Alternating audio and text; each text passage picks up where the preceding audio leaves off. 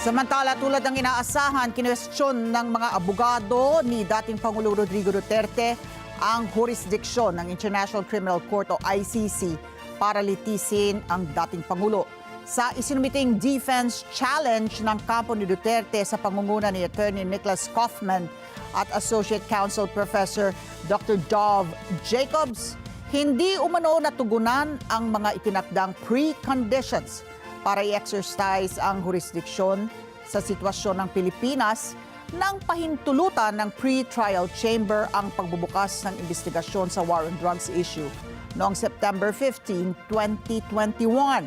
Nanindigan ng kampo ni Duterte na naging epektibo na ang withdrawal ng Pilipinas sa Rome Statute noong pang March 2019, habang yung request naman ng dating prosecutor at ang pagpapalabas ng desisyon ng pre-trial chamber ay inilabas higit na sa 2 taon makalipas ang pagkalas. Kaya nanindigan ang mga abogado ni FPRRD na ang mga consequence, lahat ng procedural steps na ginawa sa sitwasyon at ang pagkakaso laban sa dating Pangulo ay kulang sa legal na pundasyon at dapat lang na ipawalang bisa.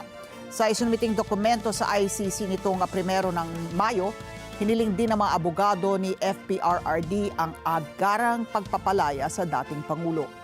Inilipad pa The Hague, Netherlands, sa dating Pangulo matapos ipatupad ng Philippine National Police ang arrest order laban sa kanya na ibinaba ng ICC dahil sa kasong crimes against humanity kaugnay sa mga patayan umunong nagawa sa ilalim ng war on drugs ng kanyang administrasyon. At itinakda naman ng ICC sa September 23 ng taong to ang confirmation of charges hearing ng dating Pangulo.